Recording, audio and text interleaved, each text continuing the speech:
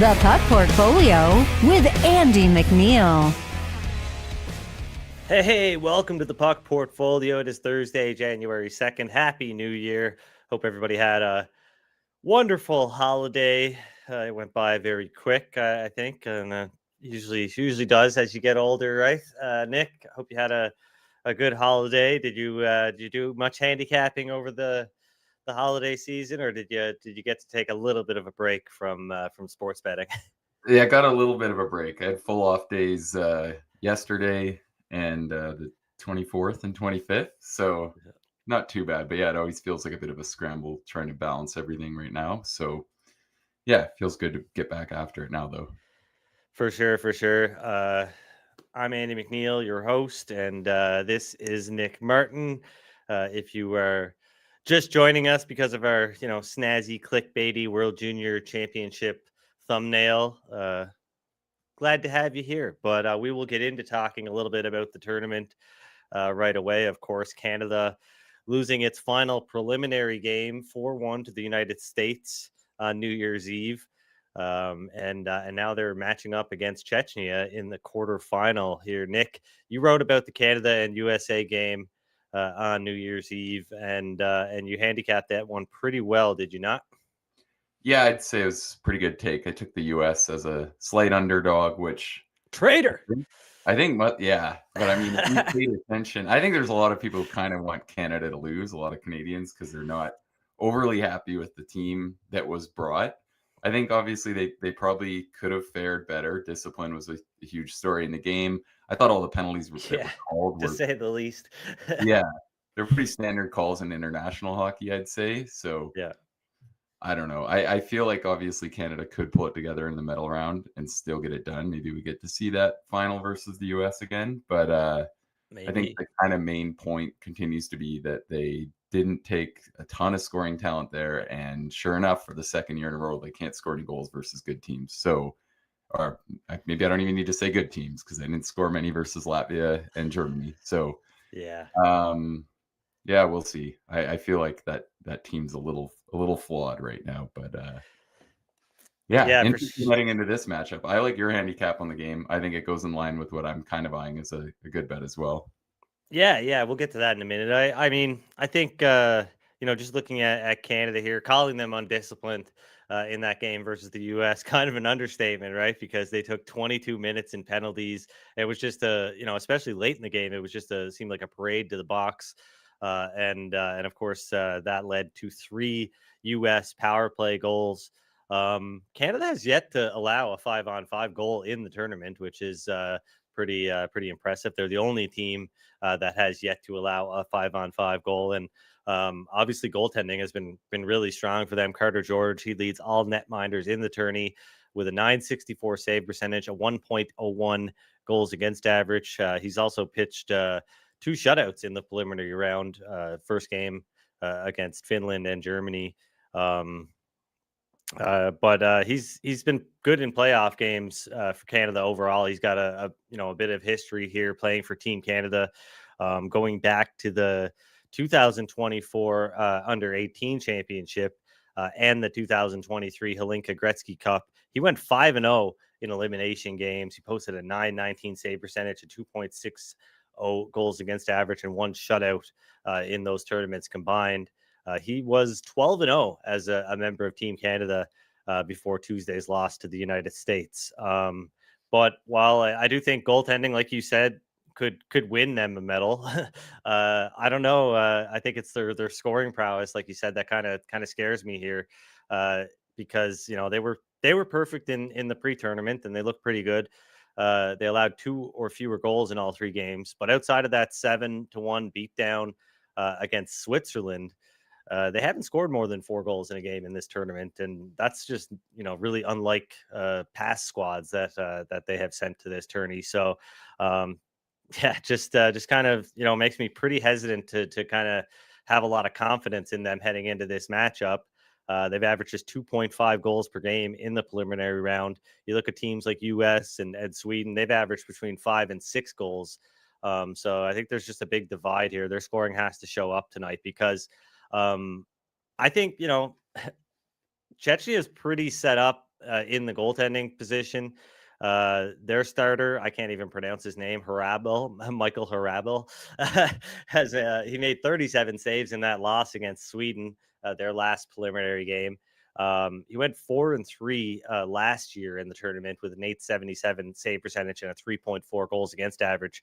But he looks much stronger this year. He's gone 2-1 in the preliminary round. He ranks 4th in save percentage and 3rd in goals against average. If you include pre-tournament action, he's 4-2 with a 937 save percentage and a 1.84 goals against average. And you look at his last 2 seasons with UMass in the NCAA.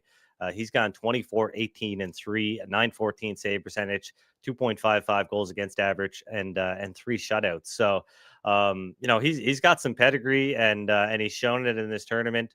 A 1-game playoff, I don't know, he could steal it, right? And I think that's kind of a check mark to put besides Chechnya, and as well, besides goaltending, I think their offensive game is pretty on par with Canada's right now heading into this matchup, right?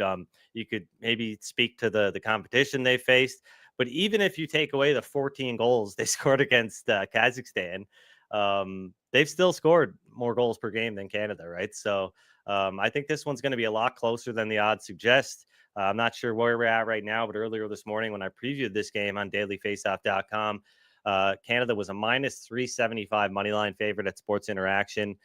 Plus 260 on the other side for Chechnya, minus 2 on the puck line, plus 2 for Chechnya, of course.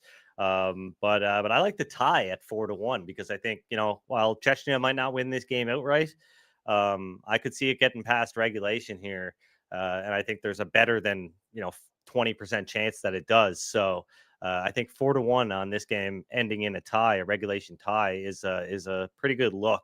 I certainly don't know how anybody could come into this one excited to bet on Canada in any capacity, right? So I think this is sort of like a compromise, I guess, in one way or another. But I think that's the look for me heading into this quarterfinal matchup. Yeah, I like the tie call. I also thought the under 5.5 at plus 112 would have been my next call if I was gonna take something on the game. I just think right now it looks like on top of the guys that aren't there for Canada, they're structurally playing to win coin flip type games. And I mean, to be glass half full, you could definitely say the US game could have gone better, especially if maybe next time they don't take 100 penalties. But I also think that's part of the beef is like you have the best talent pool in the world and you're trying to win games 2-1. You're trying to like win coin flip type games when you play Latvia. I feel like whether you could argue they could have scored more goals or not, I feel like that's kind of my beef with the team. Like this shouldn't be a team that needs to be built to play this way. And I do think that kind of helps play into Czech Republic. Like you said, they've kind of been pretty solid defensively, have a good goaltender. They're going to try to keep guys behind the puck in this game and just make things tighten it, give themselves a shot. They're not going to try to open it up at all versus Canada. So, yeah, I think the tie is a good handicap. I feel like it'll be potentially a low event type grind game. I'm always scared to say that on these World Junior games because they don't. You see these crazy momentum swings, and the kids don't quite handle the big moments always the way we see in like the NHL playoffs where teams will get a lead and just completely shut the game off. But I like that tie call for sure.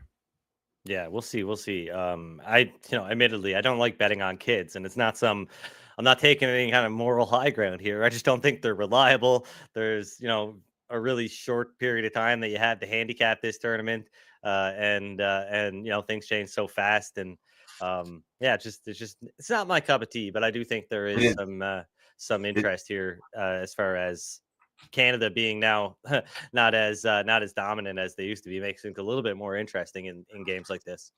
Yeah, and these international tournaments, I think it'll be a point around the Four Nations too, is that I mean these teams are trying to come together really quick, so they things can turn around fast.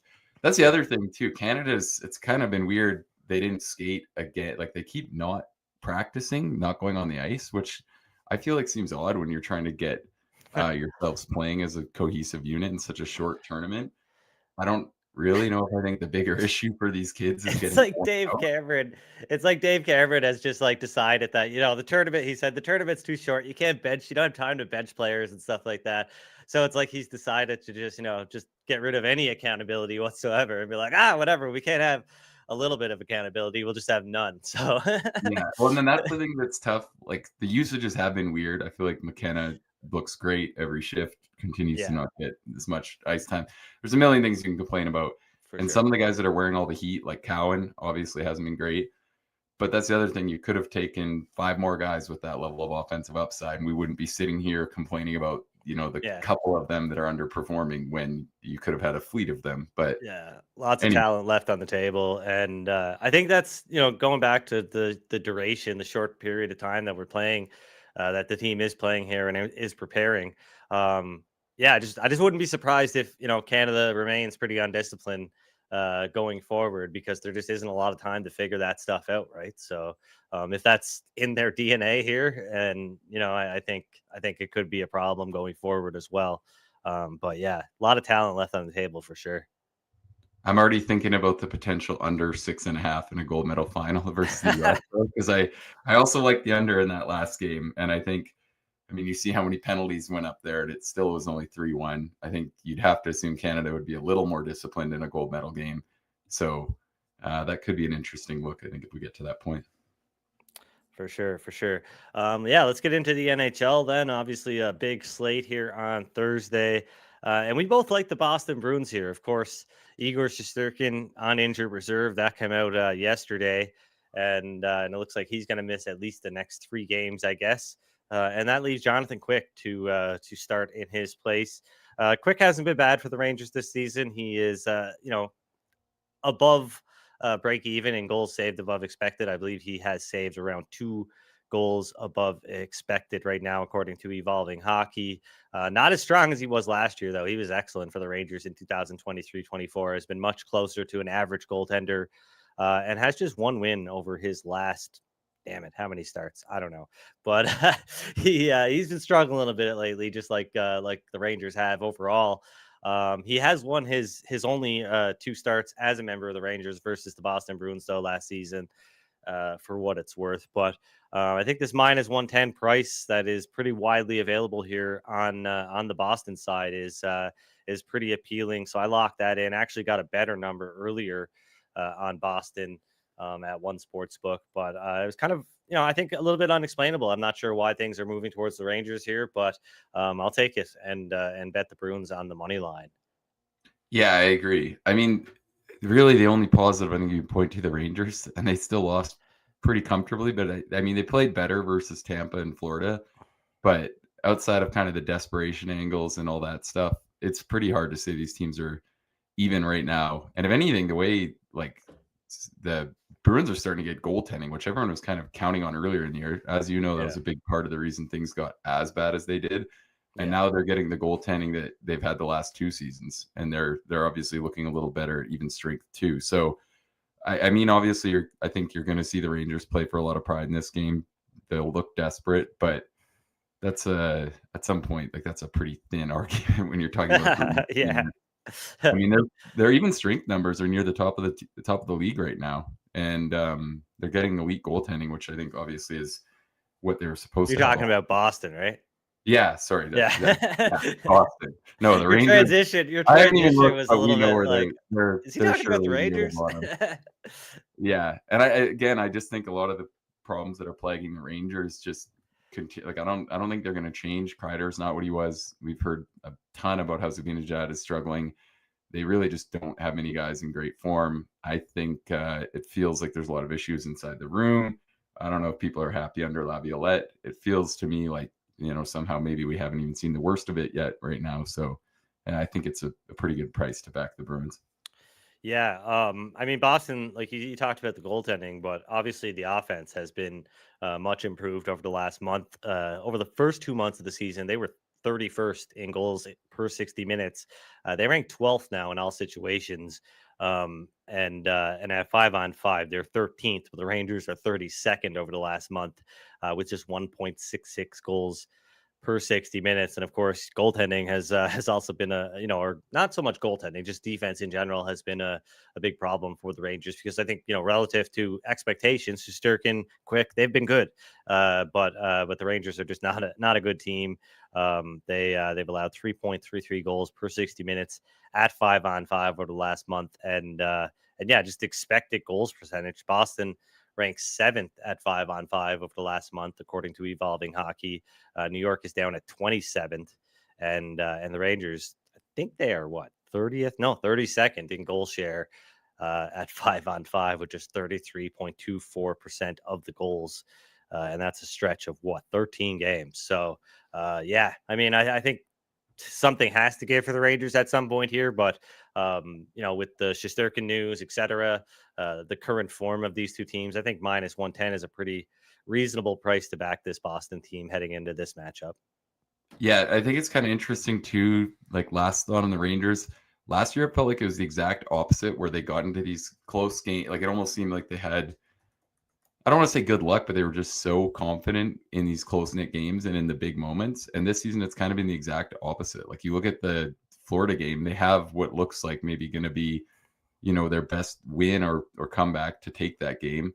They fight hard to get it tied, and then a minute later give up a goal on just a horrible breakdown. So Yeah, it feels like, if anything, there's now a bit of a lack of confidence in kind of the key moments of the games where they kind of expect the worst to happen. Whereas I think last year it felt like they were almost the exact opposite. They always had confidence that they'd find a way in those spots. So yeah. They look pretty troubled. For sure, for sure. Yeah, lots of games on the slate here tonight.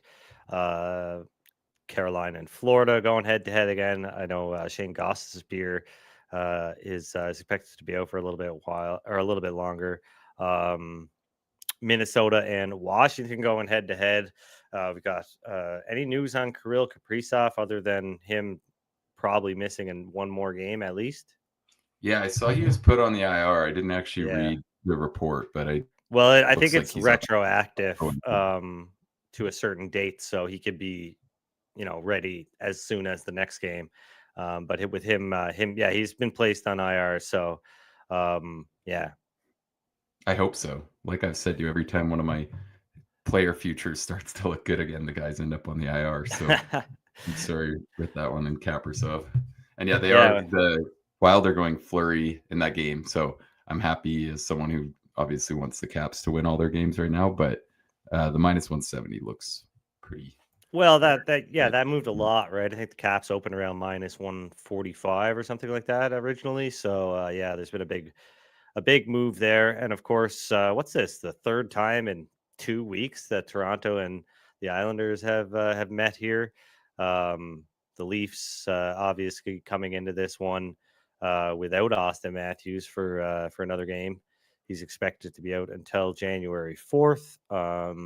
Making progress, but no timetable for his return right now. So 6 straight games on the shelf for Matthews, and that's in addition to the 9 outings he missed between November 5th and November 27th.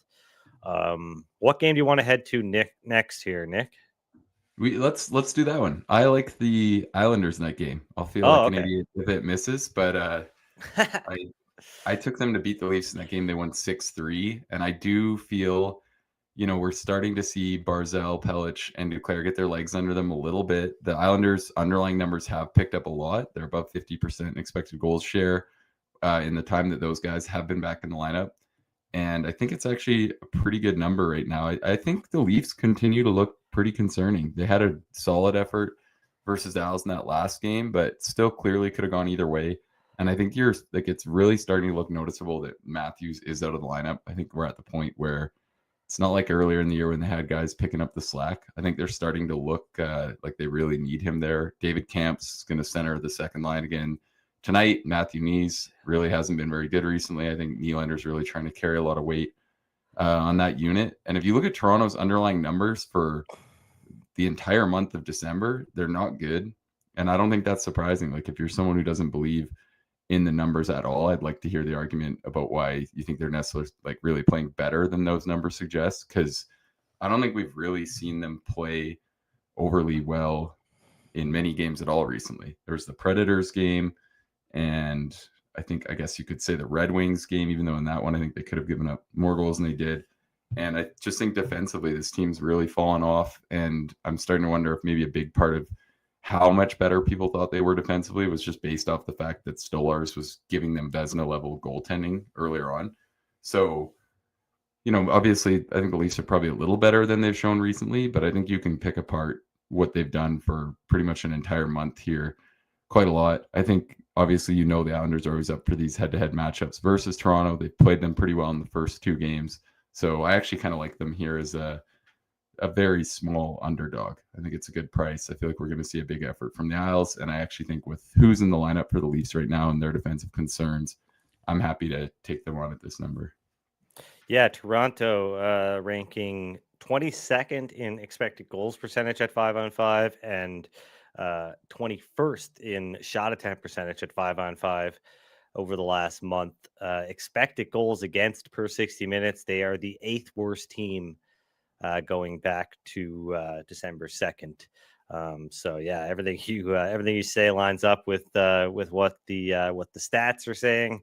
And Toronto, I mean, they've been really average on offense too. Yeah, they rank, near the top or in the top 10 on the surface, but they're a pretty average team in terms of their expected goals generation and whatnot. So yeah, I mean, I think it's hard to make an argument against what you just said. Yeah, I think to throw a little more like kind of salt in the current wound too is I think so many people are arguing about how much better they were playing defensively because of Berube, and maybe in some ways they have competed harder.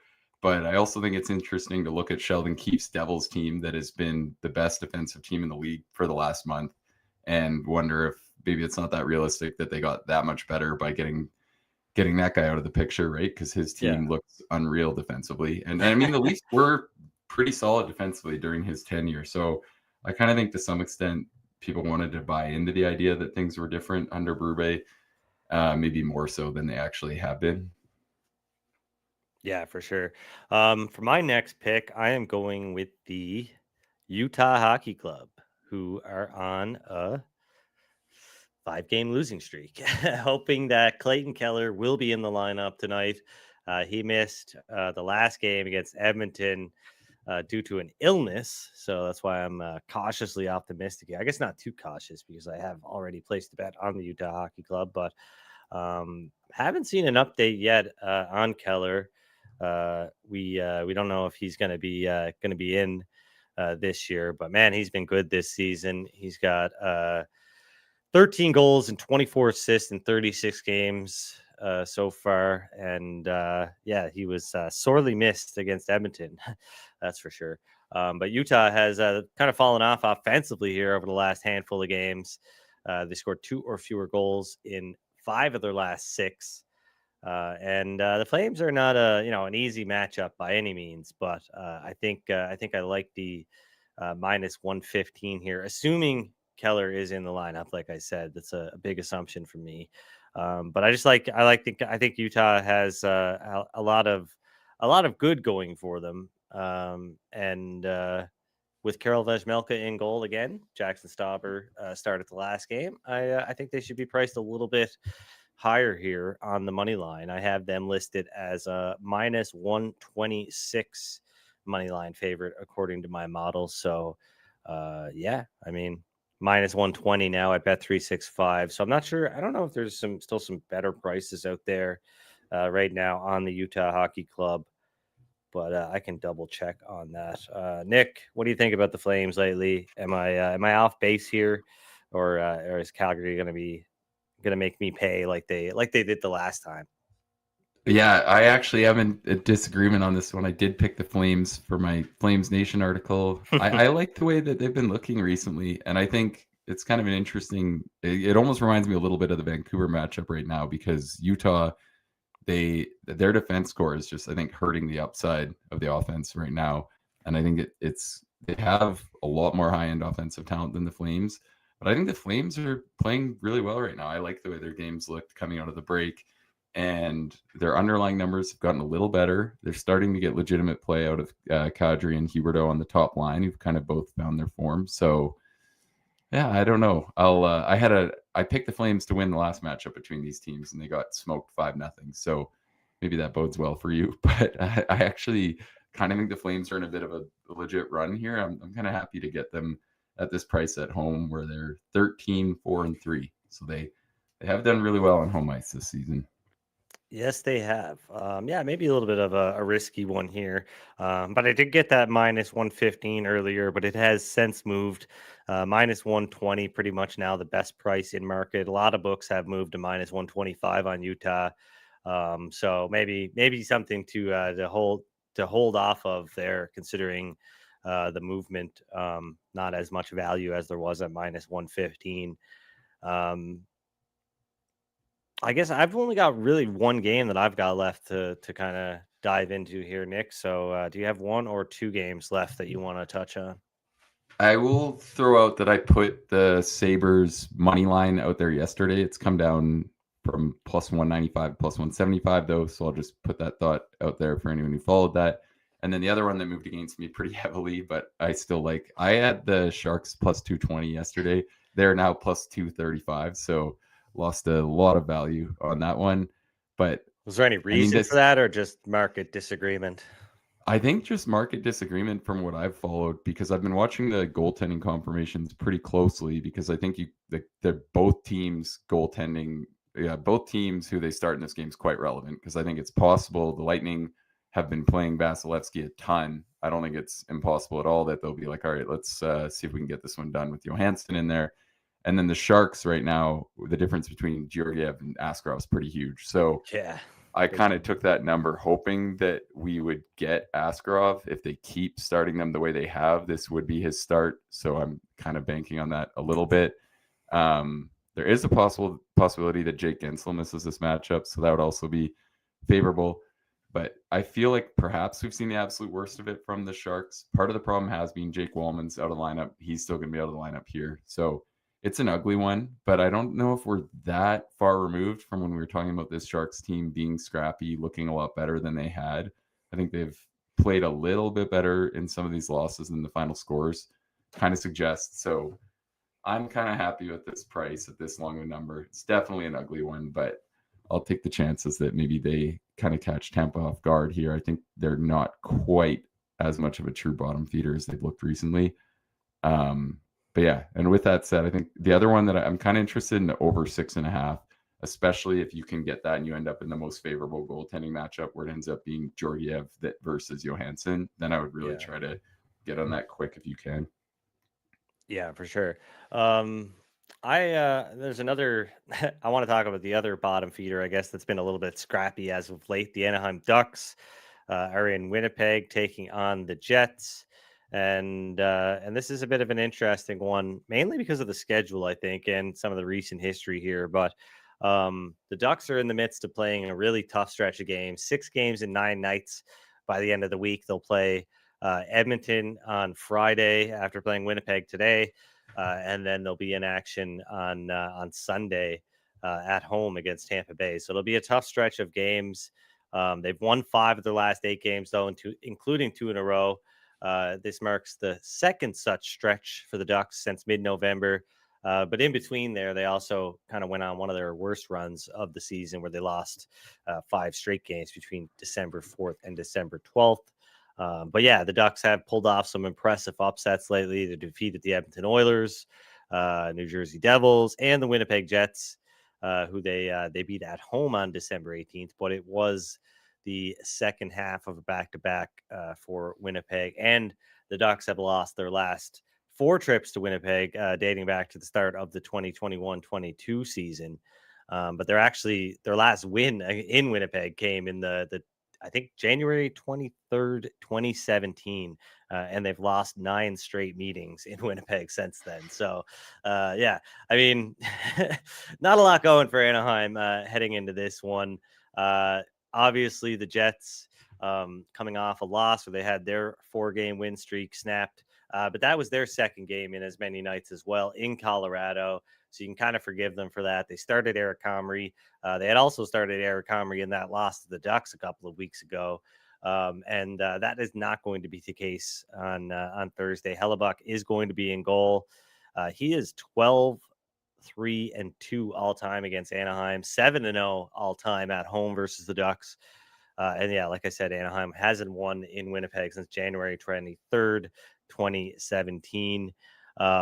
It does mark Winnipeg's third game in 4 days, so they're not exactly rested. But Hellebuck has been off since December 30th, so he's had a couple of days of R&R, and that should put him in a good spot against either Lucas Dostal or John Gibson.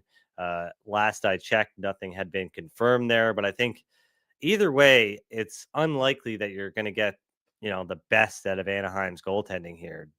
Gibson hasn't started since December 20th. Dostal started the last 5 consecutive games, including 2 back-to-back sets, one right before the holiday break and one immediately after the holiday break. He started 3 games in 4 days.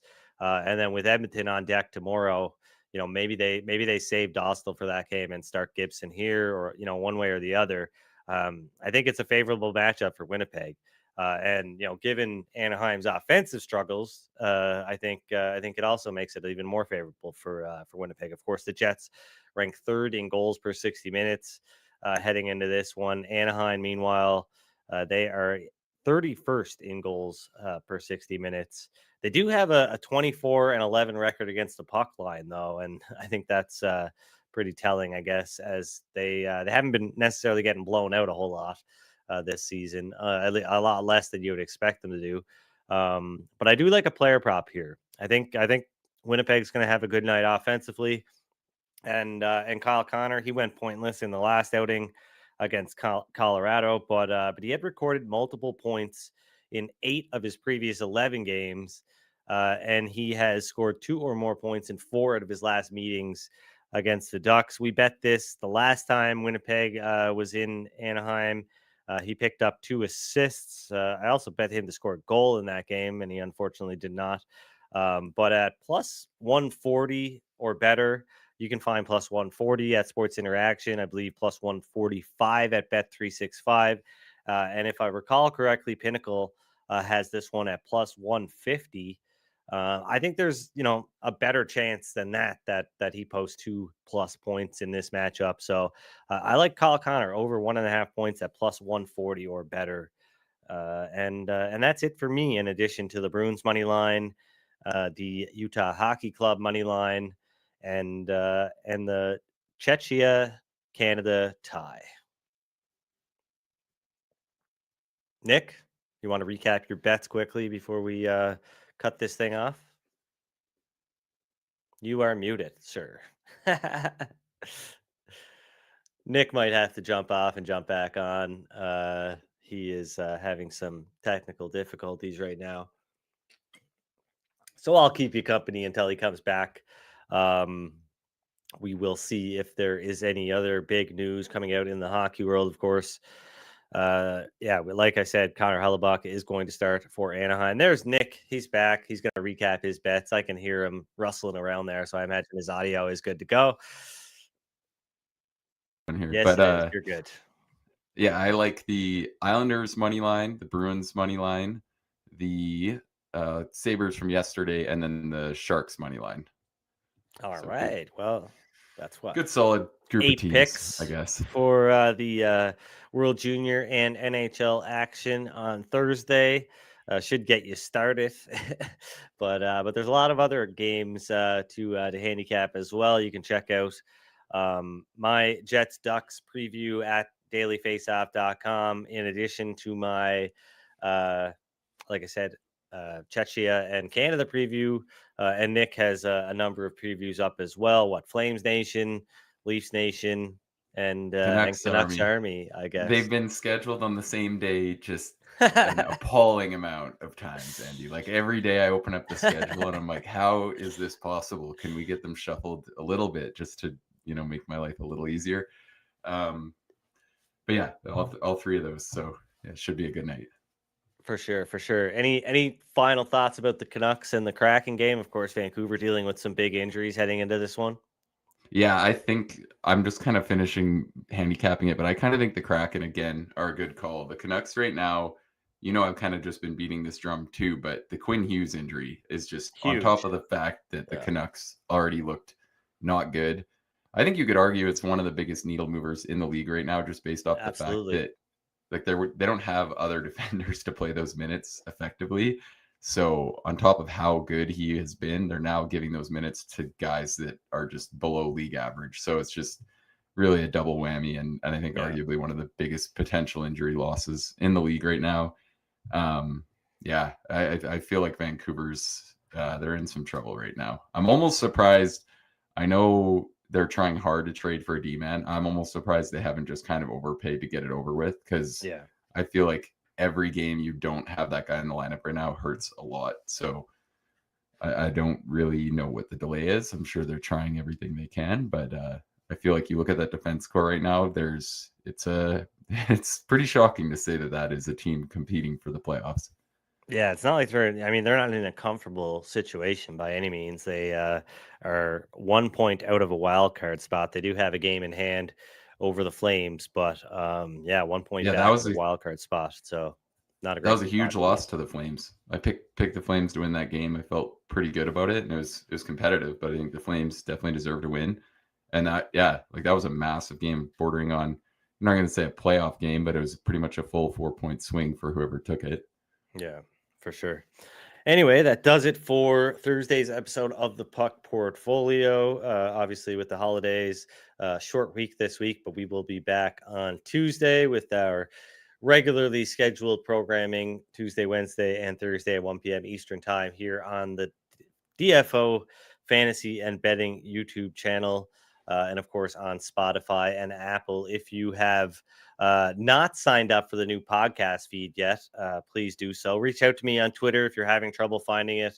I've tweeted it out a few times, but I know some people were still a little bit confused. I got some messages over the last week asking if the podcast feed was dead or not.